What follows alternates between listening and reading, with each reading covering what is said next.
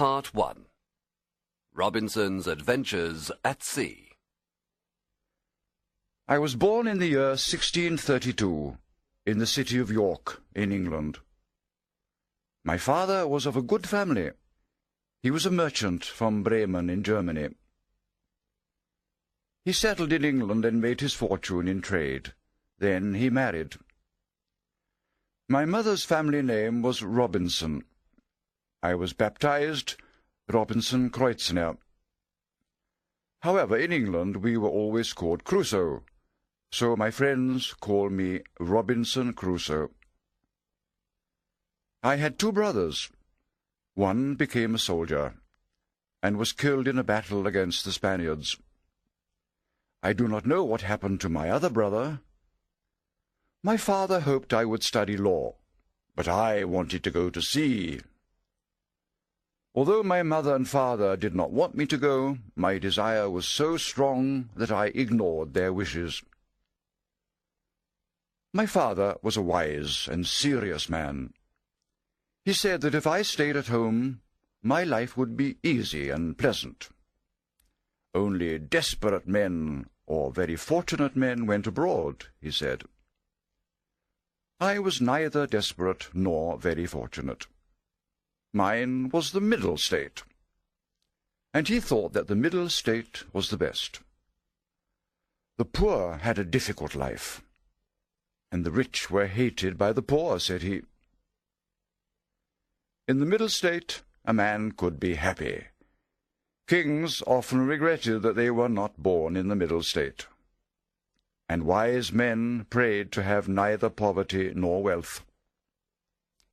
He said that the greatest misfortunes in life were suffered by the rich and the poor. Only the man in the middle state can live in peace. He said that moderation, quietness, and good health were the conditions of the middle state.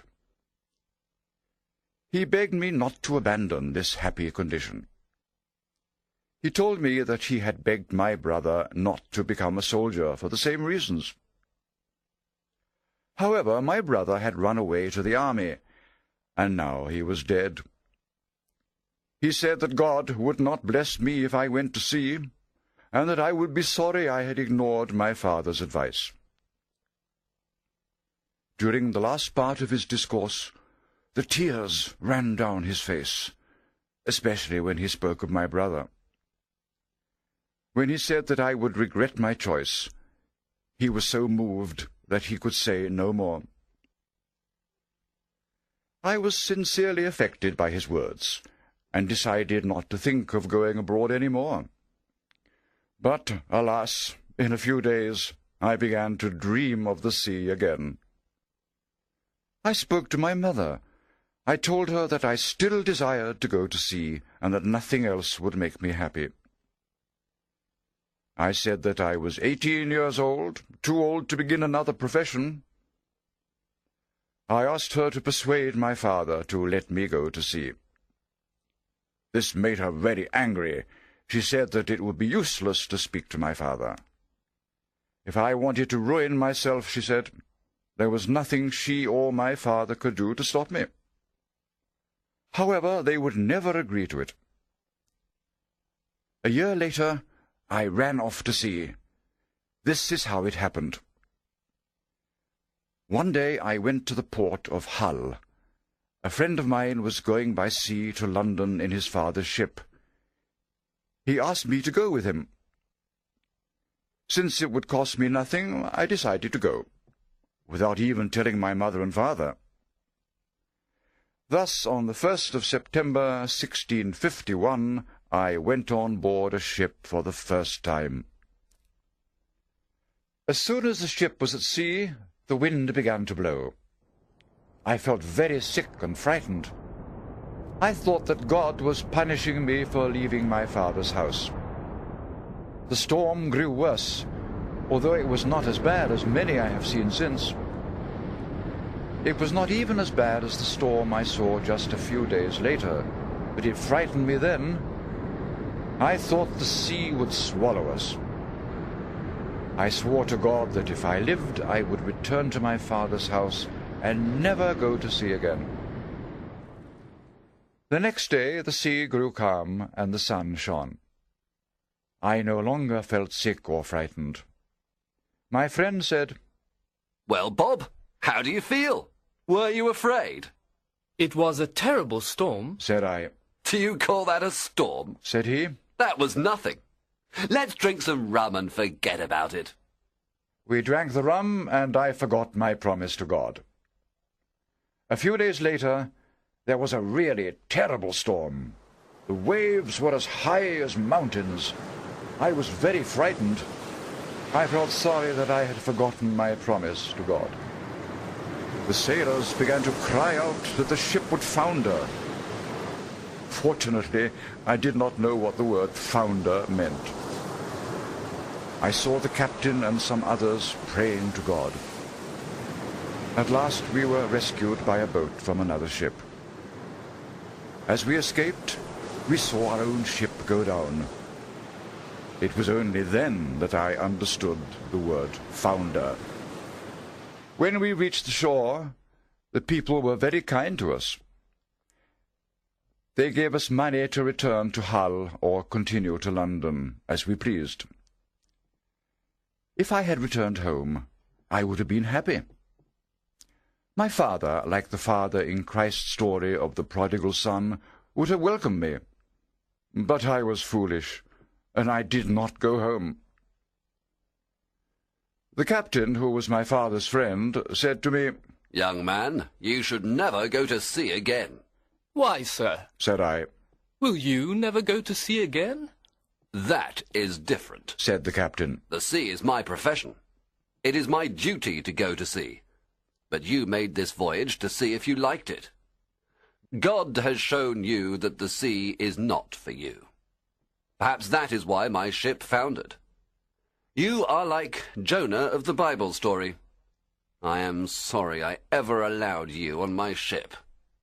I went to London by land. How unwise young people are! They are not afraid to sin, but they are afraid to seem foolish. I signed up for a voyage to Africa. I should have signed up as a sailor. I could have learnt the sailor's profession. In time, I might even have become a captain. However, I always made the worst choice, and I chose to go to sea as a gentleman. Therefore, I had no duties on the ship, and I had no chance of learning to be a sailor. I met the captain of a ship that had been on the coast of Africa. He had made good profits from the voyage, and was eager to go again. He asked me to go with him as his companion. He said that I need not pay for the voyage.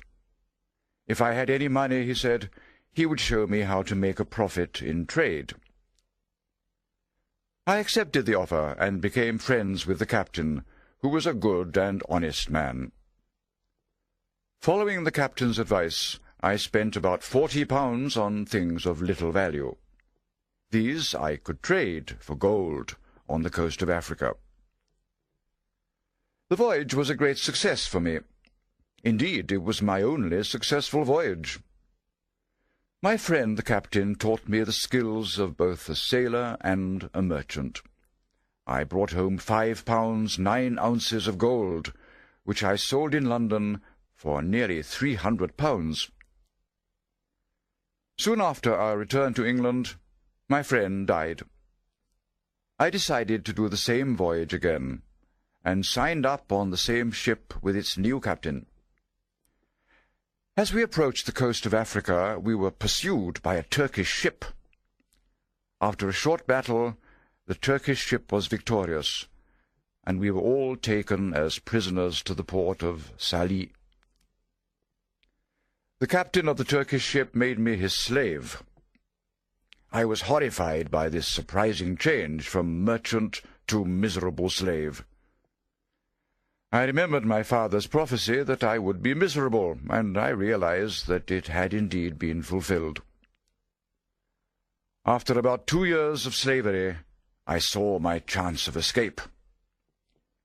One day my master sent me out fishing with his brother Ismail and a black slave boy called Crusoe. The fishing boat was full of food, guns, and fresh water. While we were fishing, I pushed Ismail into the sea. He cried for help. I pointed a gun at him and said, I will not hurt you, if you do as I say. You swim well enough to reach the shore. Go, swim to shore and leave us alone. If you do not, I will shoot you in the head, for I want my liberty. Ismail swam away from the ship, and I turned to the slave boy. Zuri, Said I, if you will be faithful to me, I will make you a great man. If not, I will throw you into the sea too. The boy smiled and promised to be faithful to me. We sailed along the coast of Africa close to the shore. Sometimes we heard lions and other wild beasts. We needed fresh water, but we were afraid to go ashore for fear of wild beasts and savages. Xuri said that he would go ashore to get water, and I should wait in the boat. Why should you go, Zuri? I asked. Why should I not go, and you wait in the boat? Xuri replied in words that made me love him ever after. If wild men come, they will eat me, and you will escape. Well, Zuri, I said. we will both go. If wild men come, we will kill them, and they will eat neither of us. We went ashore and got fresh water. As we were returning to the boat, we saw a lion on the beach. I aimed my gun and shot.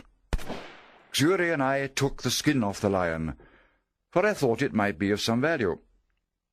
We sailed along the coast for 10 days.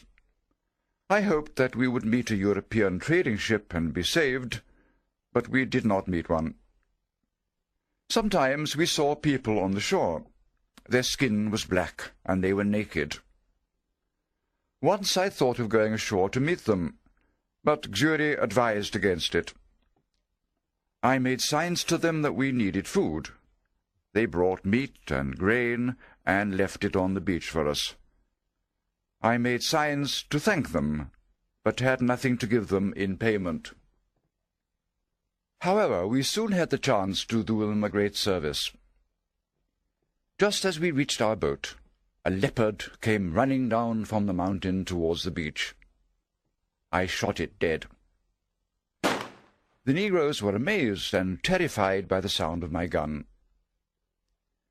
When they saw that the leopard was dead, they approached him. They wished to eat the flesh of this animal. I made signs to tell them that they could have him, and they began cutting him up. They cut off his skin and gave it to me. Leaving my friendly negroes, I sailed on for 11 days. As we approached Cape Verde, Xuri cried out, Master, a ship! I saw that it was a Portuguese ship. I sailed towards it, and in 3 hours I reached it. The men on the ship asked who I was. When I told them my story, they were very kind. They took me on board their ship with all my property from the boat. I offered all my property to the captain to thank him for saving me, but he would not take it. He said they were sailing to Brazil.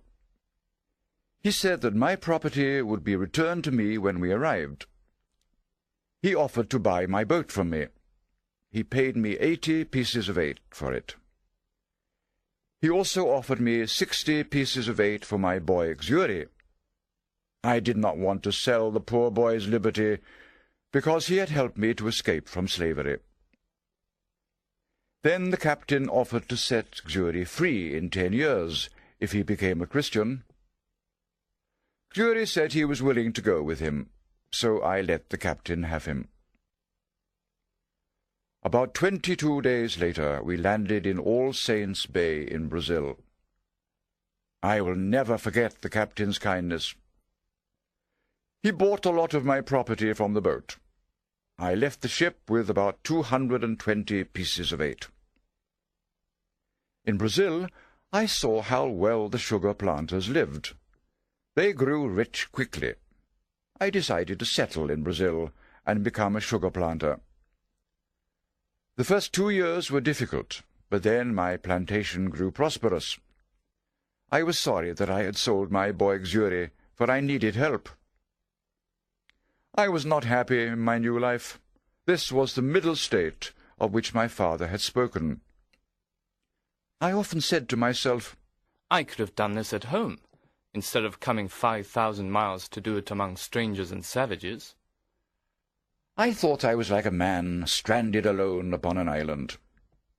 Never compare your situation to a worse one.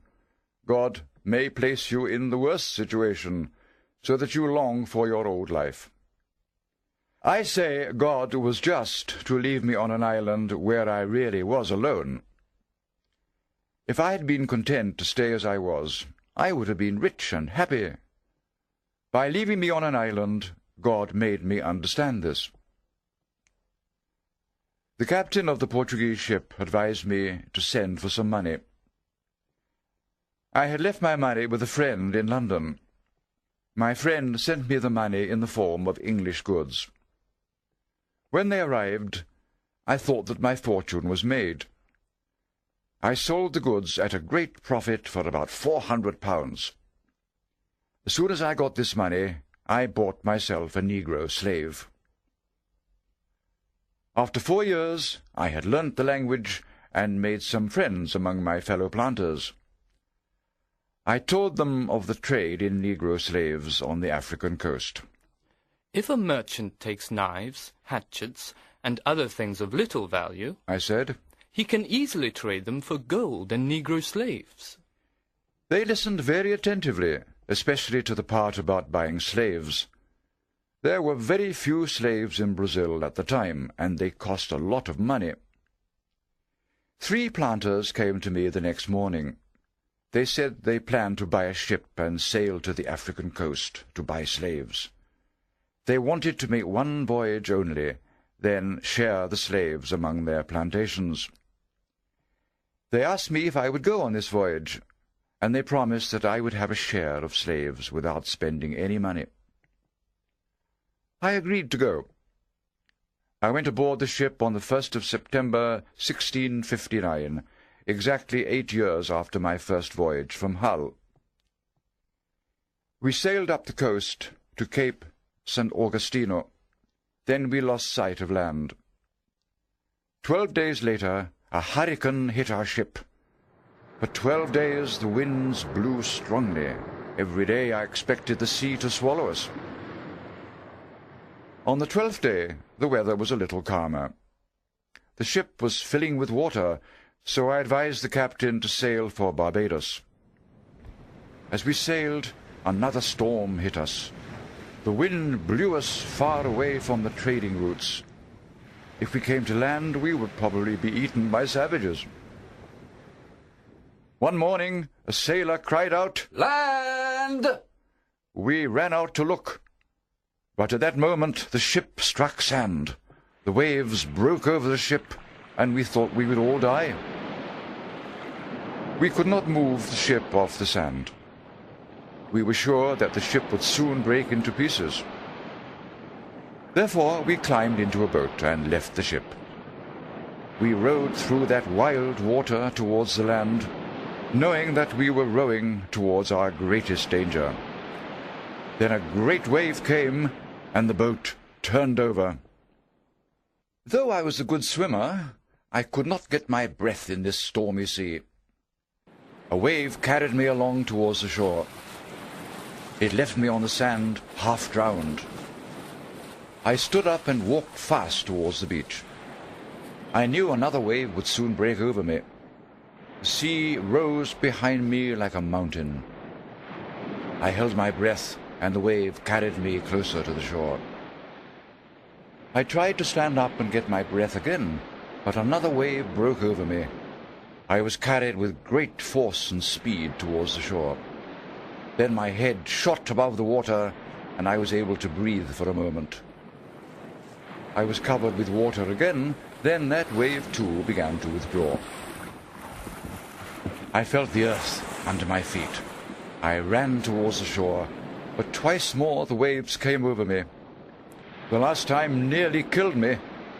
The sea threw me hard against a rock. I held on to the rock as the next wave broke over me. When the wave withdrew, I ran to the beach, climbed over the rocks, and lay down on the grass. Part 2. Stranded on the Island. I looked up and thanked God for saving my life. A short time before, there had seemed to be no hope.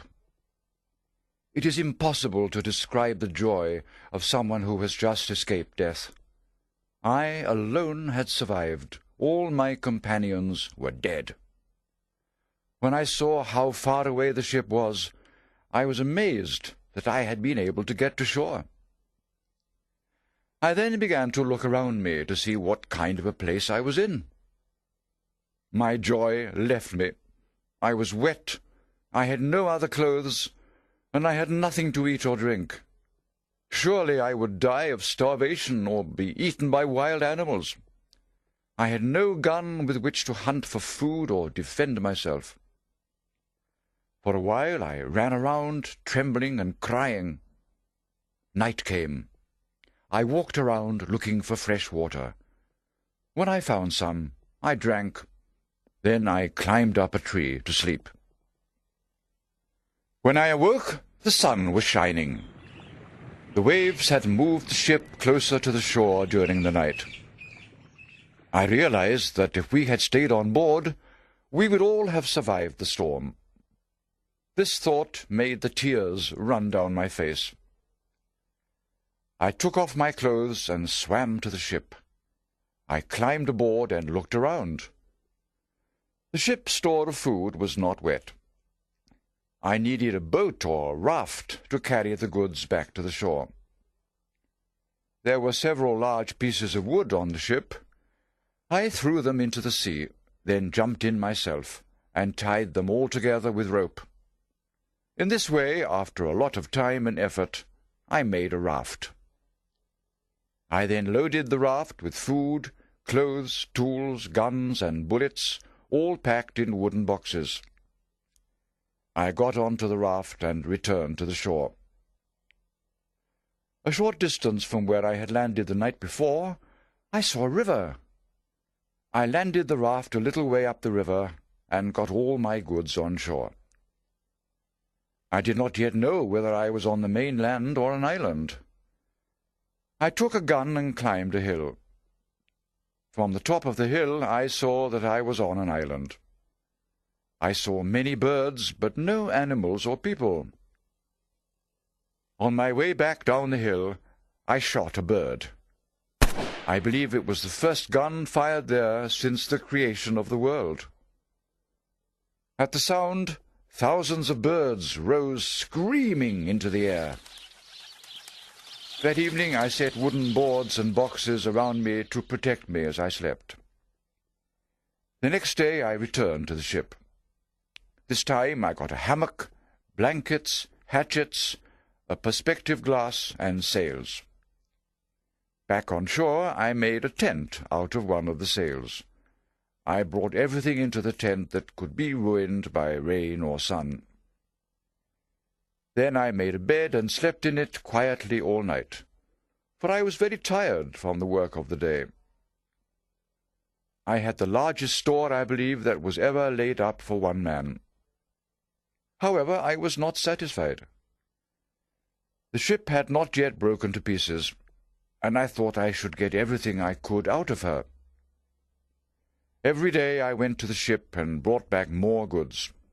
I brought bread, rum, sugar, and many other things back to my tent. Finally, there was nothing more to take out of the ship. I then began to take pieces of the ship itself, iron, nails, rope. I carried away everything I could. I had now been on the island for 13 days, and had been 11 times on board the ship. I think that if the weather had remained calm, I would have brought the whole ship away, piece by piece. The last time I went to the ship, I found money. I smiled and said, "Oh, drug, what are you good for? One knife is worth more to me than all this money. I will leave you here. You are a creature whose life is not worth saving." However, on second thoughts, I took it away. Then clouds covered the sky, and the wind began to blow. I went home to my tent, where I lay with all my wealth around me very secure. There was a bad storm that night. In the morning, the ship was gone. I now began to think about protecting myself from savages and wild animals. I wanted to build my house in a place that was near a fresh water supply. It should be sheltered from the sun. It should be safe from attack. Finally, it should face the sea, so that I could see any ship that came near the island. I still hoped to be rescued. I found a little flat shelf on the side of a hill. There was a cliff behind it, so that nothing could attack me from behind. In front, the hill descended to the beach. It was on the north side of the hill, so that it was sheltered from the sun all day. I built my tent against the cliff. Then I built a high, strong wooden fence in a semicircle around the front of my tent. I made a ladder. When I was inside, I could bring the ladder in after me. In this way, neither man nor beast could enter my house. It took a lot of time and effort to carry all my goods inside. Then I began to dig out a cave in the cliff behind my tent, because I needed a place to store my property. After a big storm, I was afraid that lightning might strike my great box of gunpowder. Therefore I made many small boxes and put the gunpowder in them. These I hid in places secure from lightning. Every day I went out hunting. There were goats on the island. I shot a she-goat that had a little kid by her. This made me very sad. When I carried the dead she-goat to my house, the kid followed me, but it would not eat. I was therefore forced to kill it and eat it. I thought about my situation a lot. The storm had blown the ship hundreds of miles away from the European trading routes. Therefore I thought it was God's will that I should spend the rest of my life on this miserable island. I often ask myself why God chose to ruin his creatures. It seemed hardly rational to be thankful for such a life. Then one day, when I was walking on the beach with my gun, I thought, "Certainly you are miserable. But what happened to the others? You alone were fortunate enough to survive. Is it better to be on this island or at the bottom of the sea?" Then I thought how well equipped I was to survive on the island. What would have happened to me if the ship had not been blown closer to shore? That happy chance allowed me to take all these things from the ship. How would I have lived without guns and bullets, tools and clothes? I was afraid that I would forget what day it was. I might even forget the Sabbath. Therefore I planted a great wooden cross on the beach, and on it I carved these words with my knife. I came on shore here on the 30th of September, 1659. Upon the sides of the post I made a small cut with my knife every day, a longer cut every Sunday, and an even longer cut for the first day of every month. I forgot to say before that among the things I took from the ship were some Catholic prayer books and 3 Bibles. There were also 2 cats and a dog on board the ship.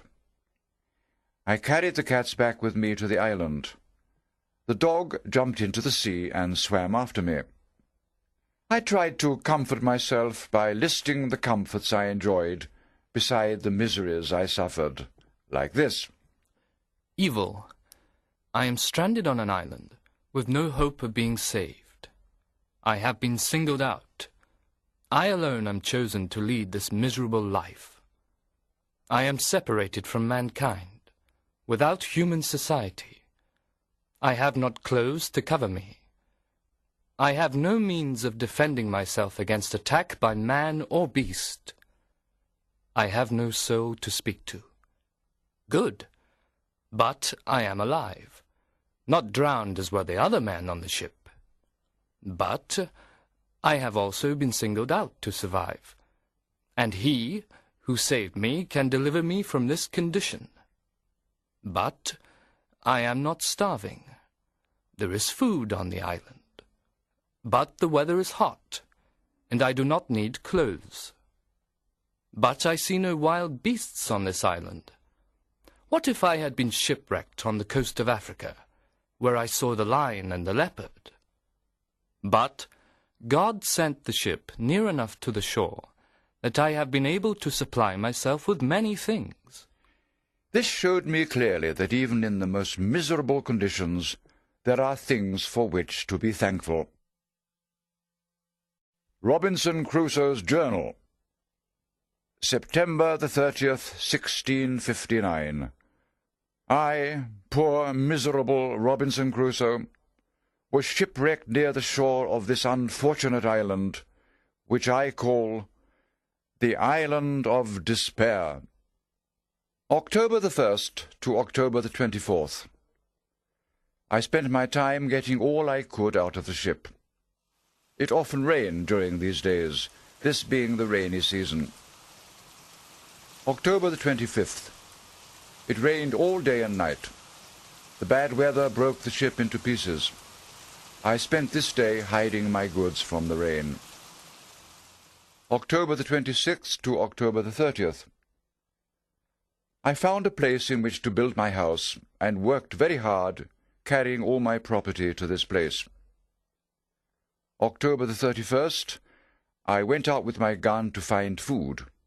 I shot a she-goat. November the 1st, I set up my tent and my hammock. November the 2nd, I set wooden boxes and boards to form a fence around my tent. November the 3rd, I went out with my gun and killed 2 birds, which were very good food. In the afternoon, I began to make myself a table. November the 4th, this morning I began to plan my time.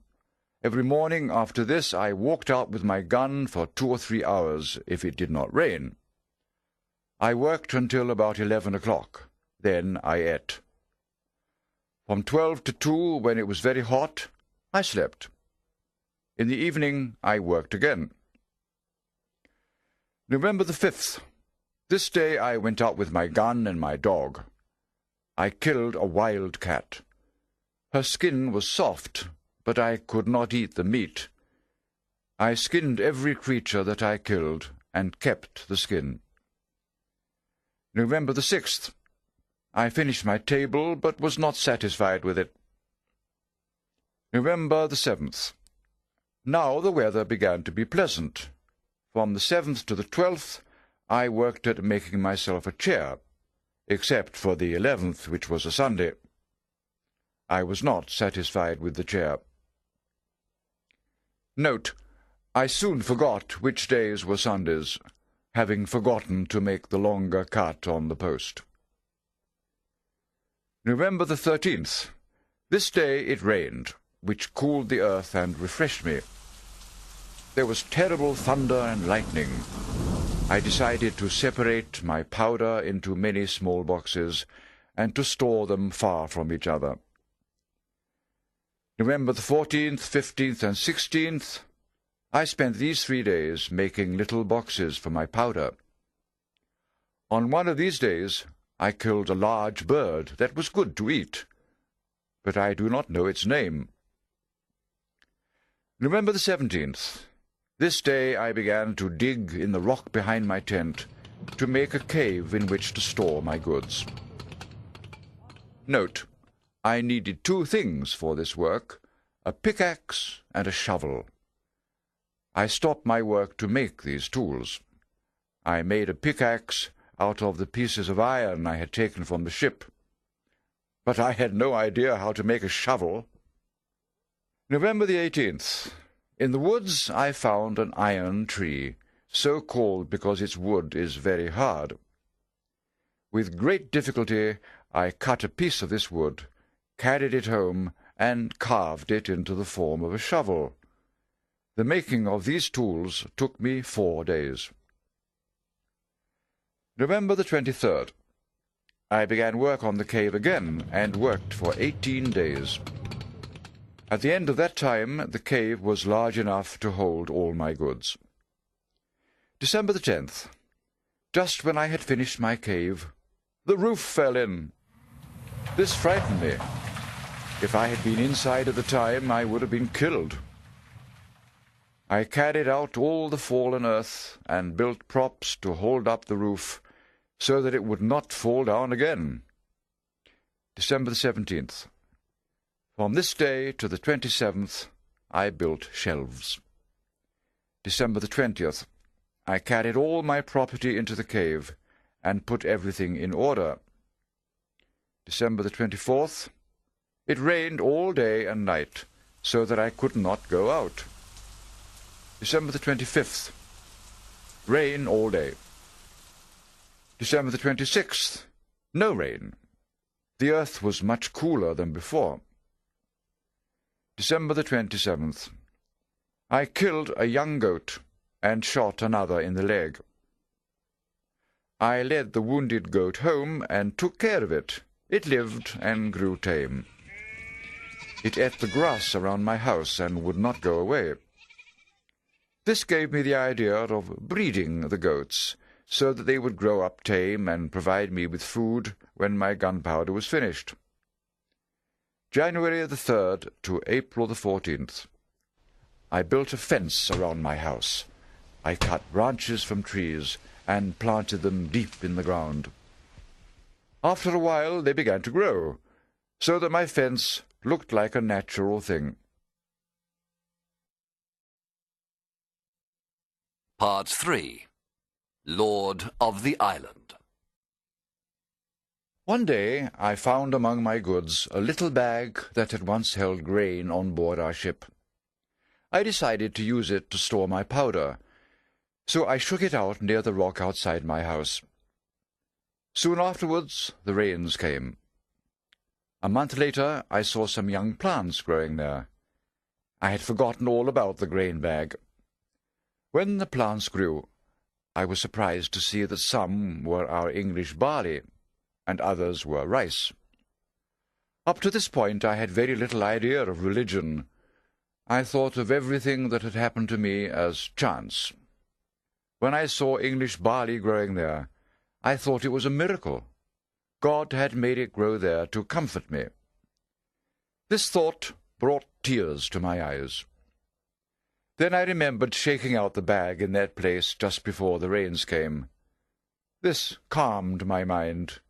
I thought the grain had grown there by chance, and so I felt less thankful to God. But I should have been thankful anyway, because the chance of grain growing there was very small. By chance 10 or 12 grains of barley and rice had remained in the bottom of the bag. By chance I had shaken out the bag in the shade of the rock, where it was protected from the sun. I carefully saved the grain to plant again, hoping to grow enough to supply me with bread. April the 16th. I finished my ladder. With this I could climb over the fence. The fence was now thick and high. From outside the house could not be seen. At last I was safe from attack by man or beast. The next day the earth came falling down from the roof of my cave and the hill above it. I thought that my cave was falling in, as it had done before. I climbed the fence for fear of being buried alive. Once outside, I realized that it was an earthquake. I was terrified that the hill would fall upon my tent and bury all my goods. I sat on the ground feeling miserable. The wind rose and there was a great storm. It lasted about 3 hours. At that time I sat on the ground, terrified and miserable, but I never had one serious religious thought. 2 hours later the air and sea were calm, and it began to rain. I realized that the storm had been the result of the earthquake, and that the earthquake was now over. I went in and sat in my tent. June the 16th. On the beach at the other side of the island, I found a large turtle. I had never seen one before, but I soon discovered that there were many on the other side of the island. June the 19th. I fell ill and began shivering. June the 20th. I did not sleep all night because of the fever. June the 21st. I was terrified by my illness and had no one to help me.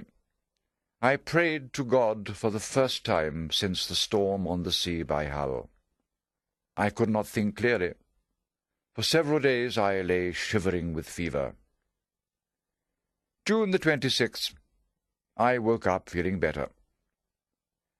Having no food, I took my gun and killed a goat. I found it very difficult to carry the goat home because I was weak from my illness. June the 27th. I fell ill again and lay in bed all day without food or drink. I tried to pray to God, but all I could say was, Lord, have mercy upon me. Over and over again. I fell asleep and had a terrible dream. I dreamt I was sitting on the ground outside my house. I saw a man descend from the sky. He was clothed in fire and held a spear in his hand. When he landed on the ground before me, the earth trembled. He moved towards me to kill me. Then he said, Since you do not repent, now you will die. I awoke terrified. Alas, I had no religious knowledge. What my father had taught me had all been forgotten in 8 years of a wicked sailor's life. My soul had been stupid. It had not desired good. It had not feared evil. Through all my misfortunes, I had never once thought that they were the just punishment for my sins. I had acted like an animal, guided by my passions. When the rice and barley grew, I had a moment of serious religious thought, but that passed when I discovered that it was not a miracle. Now, for the first time, I began seriously to repent of my sinful life. I saw my condition not as simple misfortune, but as the punishment of a just God. These thoughts brought tears to my eyes. I remembered my father's words. He had said that if I went to sea, God would not bless me, and I would be sorry. Now, I said to myself, my father's prophecy has really been fulfilled. God has punished me, and there is no one to help me. Then I cried out, Lord, help me, for I am in great distress. June the 28th. Feeling a little stronger, I ate some turtle meat. This was the first time in my life I asked God's blessing on what I ate.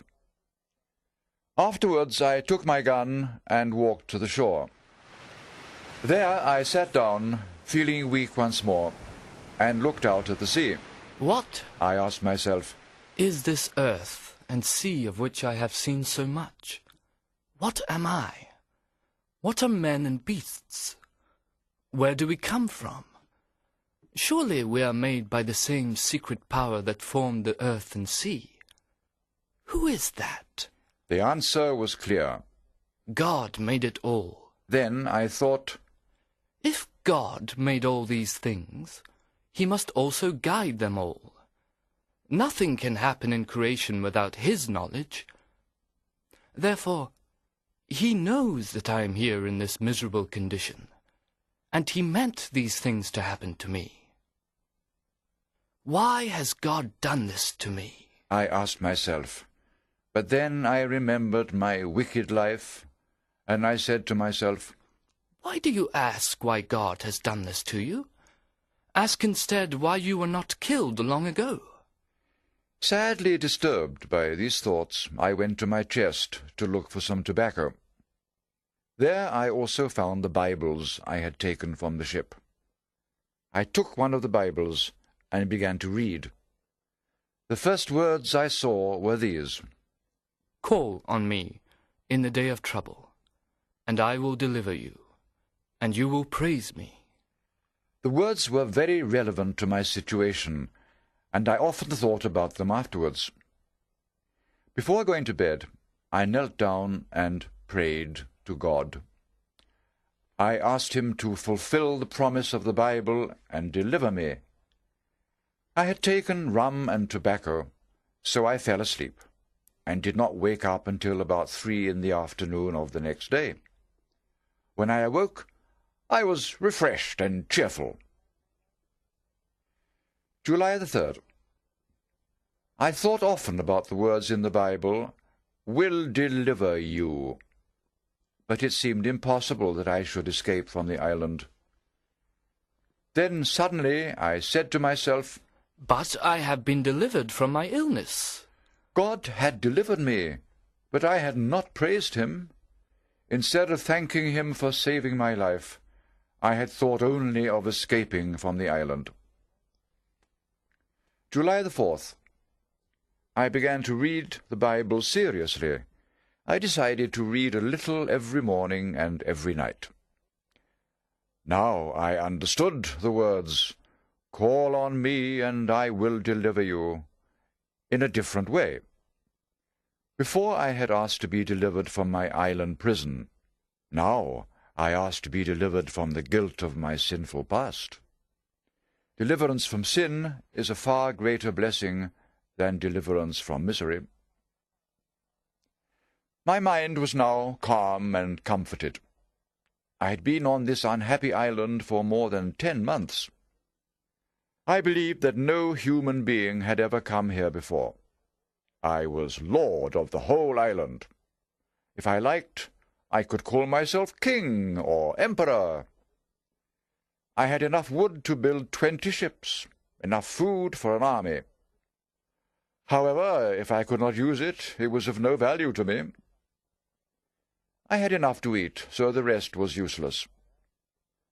I would have gladly given all my money for a little ink, because it would have been useful. My life was now much easier than before. I thought much more about the blessings of my present life, and much less about its misfortunes. My ink had been gone for some time. My clothes were all worn out.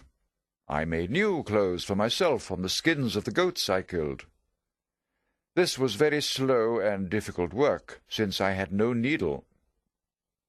The weather was so hot that I could have gone naked. However, I did not want to go naked, even though there was no one to see me. I could not go naked because the sun was so strong that it would burn my skin. I therefore made myself clothes, a hat, and even an umbrella. I tried to make a boat or canoe with which to escape from the island, for on a clear day I could see the mainland. It took me a long time to build the canoe. When it was finished, it was too big for me to move. I could not get it to the shore, and so I left it where I had built it. Later I made a smaller boat, but this was not large enough to take me to the mainland.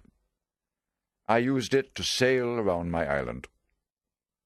My life continued in this way for many years.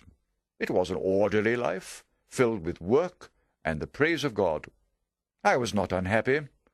I was king of my island. My subjects were the goats, the dog, the cats, and some parrots I had tamed. There were no rebels among my subjects.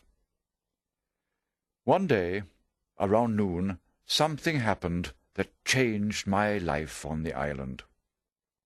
I found the print of a man's naked foot on the beach.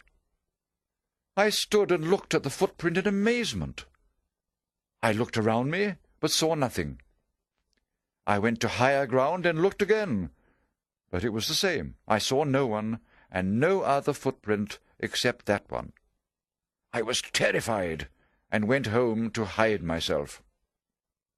At first I thought it must have been the footprint of the devil, for how could a human being have come to this place? I then began to think the print was left by savages from the mainland. They must have come in canoes and left again. I was very thankful that they had not seen my boat. How strange is the life of man! Today we desire what tomorrow we fear. For years I had desired human society. Now I was terrified at the thought that another human being had set his foot upon the island. I thought again of the words in the Bible, "Call upon me in the day of trouble, and I will deliver you, and you will praise me." I prayed to God to deliver me from danger. Afterwards I opened my Bible and read, "Wait on the Lord, and be of good cheer, and he shall strengthen your heart." Although these words comforted me, I was still afraid. Fear of danger is 10,000 times more terrifying than danger itself. I no longer trusted in God as I had before. If I had kept my trust in God, I would have been more cheerful in this new distress.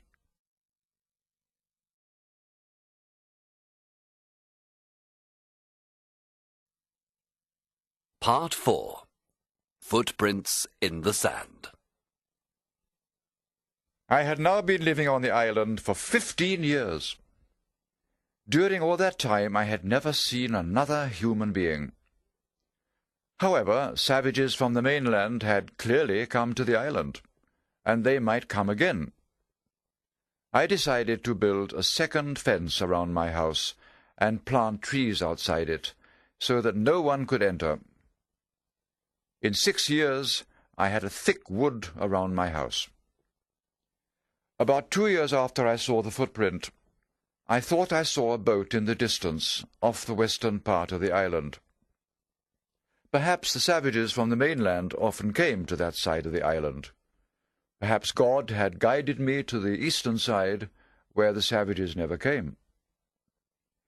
When I came down the hill to the shore, I was amazed and horrified to see human skulls, hands and feet lying on the sand.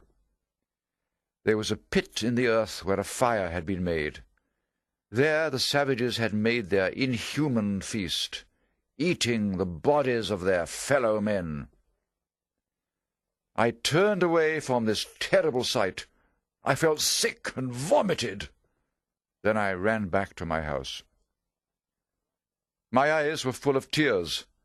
I thanked God that I had been born a civilized man, quite different from these savages. I thanked him for the comforts he had sent me in my distress. I thought I was probably safe from the savages. I had been on the island for 18 years, and I had never met them. I could live there safely 18 more years if I did not choose to show myself to them. For 2 years after this, I stayed close to my house. Then I began to go about the island as before, but more cautiously. I did not fire my gun, for fear that the savages should hear the shot. Fortunately, I had my tame goats, and could kill them for meat without using my gun. I began to think night and day of killing some of these savages. Perhaps I could rescue their victim. I was horrified by their inhuman feasting. I was full of anger towards them. Sometimes I thought of burying 5 or 6 pounds of gunpowder under the place where they made their fire. When they lit the fire, the gunpowder would explode and kill them. But I did not want to use so much gunpowder, since I had very little left. Then I thought of waiting for them, hidden from sight with my guns loaded. In the middle of their bloody feast, I would shoot at them, and I would be sure to kill many.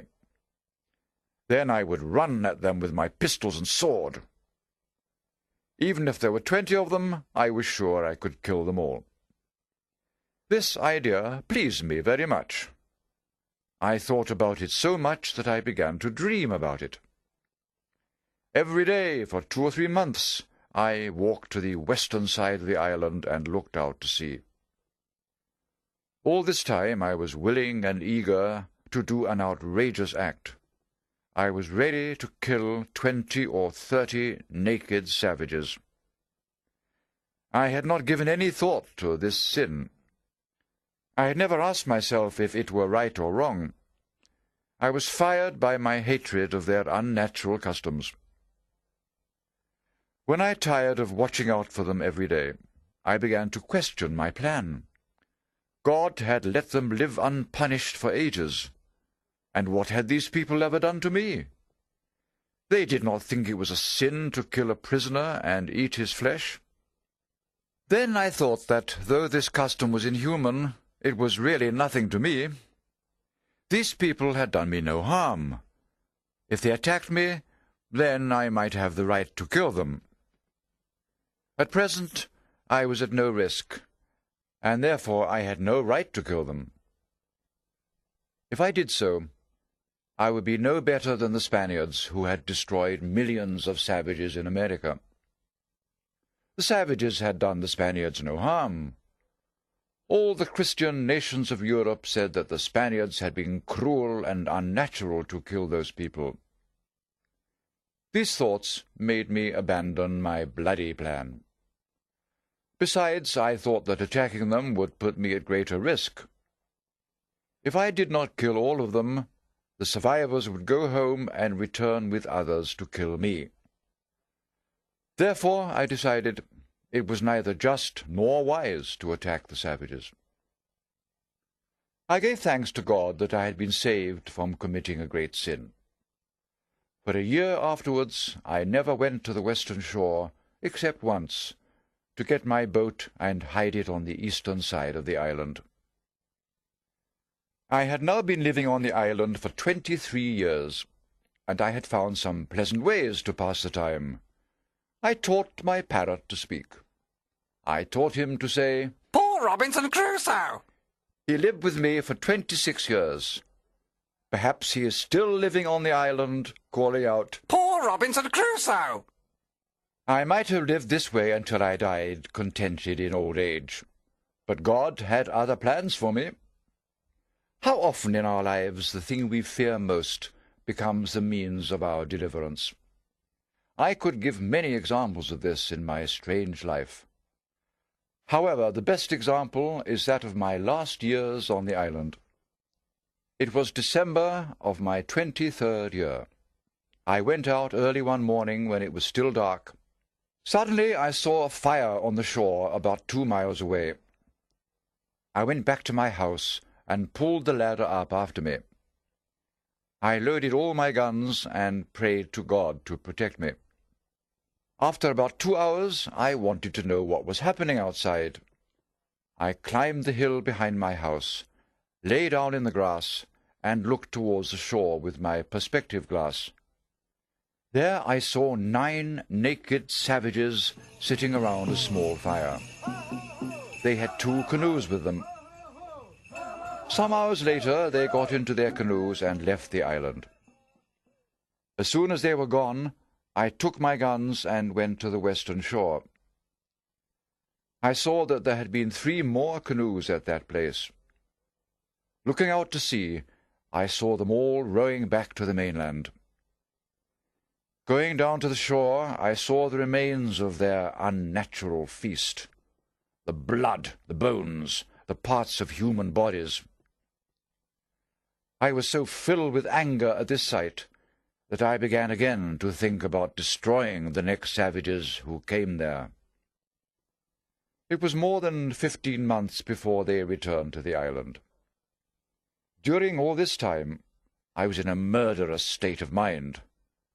I did not think that if I killed these savages, I would have to also kill the next ones who came, and the next, and the next. In the end, I would be as much a murderer as they were, and perhaps much more so. On the 16th of May, in my 24th year on the island, there was a terrible storm. I was reading the Bible and thinking about my condition. Suddenly I heard the sound of a gun out at sea. I left my house and ran up to the top of the hill. There I saw a flash of fire on the sea and heard the sound of the gun again. It must be a ship in distress, I thought. firing her guns to call for help. I could not help them, but I thought that they might help me. Therefore I built a fire on the hilltop. I was sure that the people on the ship had seen my fire, because as soon as I lit it, they fired the gun again. The next morning I saw that the ship was wrecked. Perhaps the people on board were all dead, or perhaps they had escaped in a boat and been blown away from the island towards the open sea. If so, they would die of starvation. Even now they might be thinking of eating one another. I was thankful that God had chosen to save me alone out of all those who had been drowned in this sea. But I was also sad, so that I cried out, "Oh, if one person had been saved out of that ship and had escaped to this island, I would have had a companion, someone to talk to." In all my time on the island, I never had so strong a desire for human society. I was in great distress. "Oh, if just one had been saved," I cried over and over again, but it was not to be. A few days later, I saw the body of a drowned boy come on shore, which made me very sad.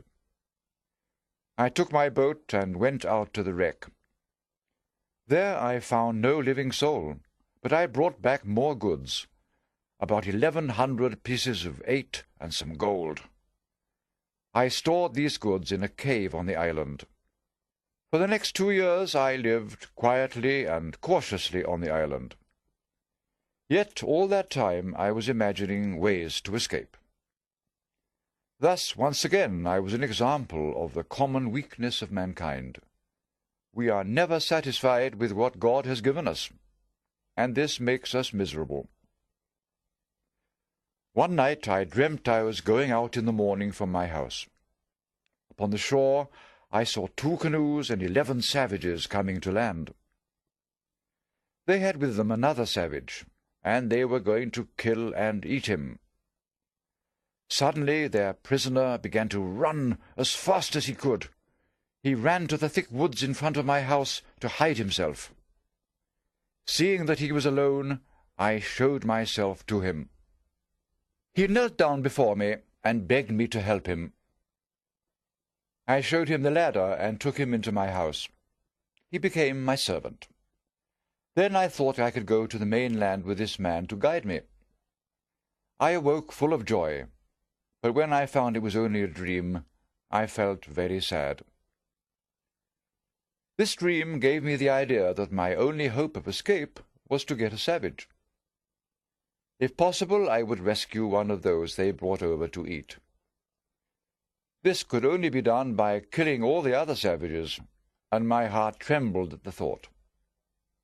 However, my desire to escape was so strong that finally I decided to watch out for the savages again. For about 1.5 years I watched. No one came to the island in all that time. Then one morning I saw 5 canoes on the shore. I climbed the hill, hid myself in the grass, and watched them with my perspective glass. There were about 30 of them. They had built a fire and were dancing around it. As I watched, they brought 2 prisoners from the boats to be killed. One of the prisoners fell down, and the savages began cutting him up for their feast. At that moment, the other prisoner began to run. He ran with amazing speed along the shore towards my house. I was terribly frightened when I saw him running towards me. I thought that all the others would follow him. My dream seemed to be coming true. When I saw that only 3 men were pursuing him, I felt less frightened. The prisoner came to the river, jumped in, and swam across. When his pursuers came to the river, one of them stopped and turned back, for clearly he could not swim. The others swam across the river, but not so quickly as the prisoner had done. I thought that God was calling me to save this poor creature's life. I thought that by saving his life I would get a servant and perhaps a companion. I took my guns and ran down to the shore. I cried out to the prisoner. At first he was frightened of me. Slowly I walked towards the two who followed. I hit the first one with my gun. Having knocked this fellow down, I walked towards the other. I saw that he had a spear. He was ready to throw it at me. Therefore I had no choice but to shoot him.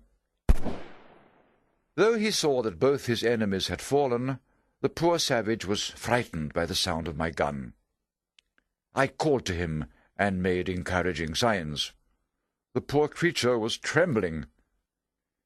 He walked towards me slowly. When he came close to me, he knelt on the ground and kissed the earth. He then put his head upon the ground. He took my foot and placed it upon his head. I helped him to his feet and encouraged him. The savage I had knocked down now began to move.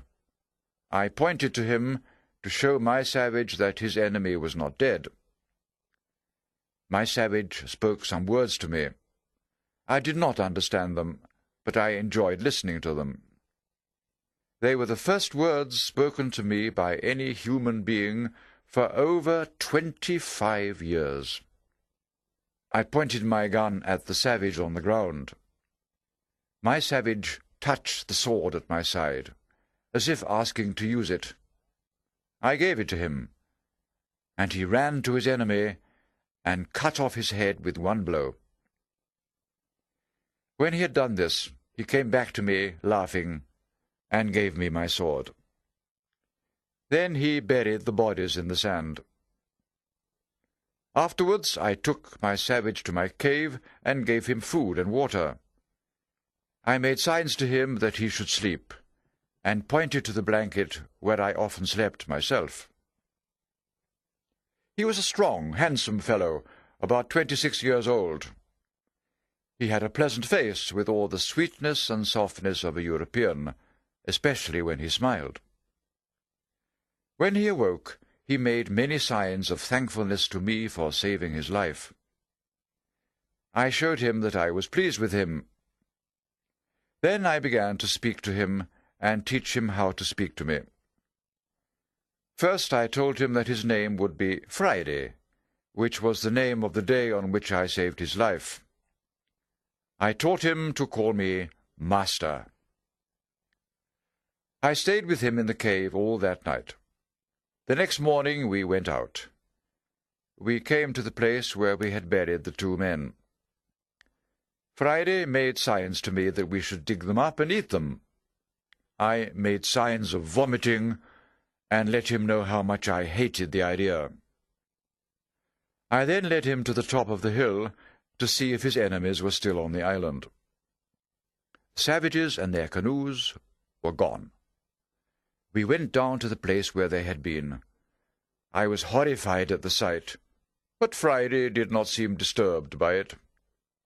The place was covered with human bones and blood. I saw 3 skulls, 5 hands, and the bones of 3 or 4 legs and feet. I made Friday put the skulls and bones into a pile and burn them. I could see that he still wished to eat some of the flesh. When we had done this, we went back to our house. I made clothes for Friday. Then I built a tent for him between the first fence and the second. Thus Friday could not attack me during the night. But there was no need. Friday was the most faithful, loving, and sincere servant. He loved me as a child loves his father. He would have given his life to save mine. God did not give all his creatures the knowledge of how best to use their capacities. However, he gave all mankind the same reason, sentiments, and passions. It made me sad to think that God had hidden the saving knowledge from so many millions of souls. Someone like Friday would use that knowledge better than many white men,